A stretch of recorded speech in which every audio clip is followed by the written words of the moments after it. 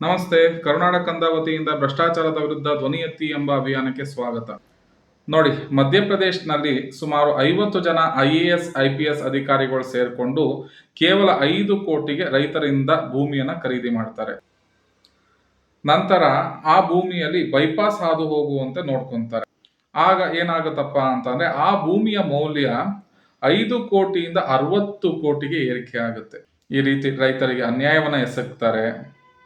Legal ಆಗಿ ಭ್ರಷ್ಟಾಚಾರವನ್ನ ಮಾಡ್ತಾರೆ. ಒಟ್ಟಾರೆಯಾಗಿ 5 ಕೋಟಿ ಬೆಲೆಗೆ ಭೂಮಿಯನ್ನ ಮಾರಿಕೊಂಡ ರೈತರಿಗೆ ಅನ್ಯಾಯವಾಗುತ್ತೆ. ನೋಡಿ, ಇಂದು ನಾವು ಭ್ರಷ್ಟಾಚಾರದ ವಿರುದ್ಧ ಹೋರಾಡಲಿಲ್ಲ ಅಂತ ಅಂದ್ರೆ ಭ್ರಷ್ಟರು ಮುಂದೆ ಒಂದಾರು ಒಂದು ರೀತಿ ನಮಗೆ ತೊಂದರೆ ಕೊಡೋದು ನಿಶ್ಚಿತವಾಗಿರುತ್ತೆ. ಆದ್ರಿಂದ ಪ್ರತಿಯೊಬ್ಬರು ಹಿಂದೆ ಭ್ರಷ್ಟಾಚಾರದ ವಿರುದ್ಧ ಹೋರಾಡಿ ಹಾಗೂ ಭ್ರಷ್ಟಾಚಾರ ನಿರ್ಮೂಲನೆ ಮಾಡಿ ಎಂದು ಈ ಮೂಲಕ ನಾನು ನಿಮ್ಮಲ್ಲಿ ಕಳಕಳಿಯಾಗಿ ಬೇಡಿಕೊಳ್ಳುತ್ತಿದ್ದೇನೆ.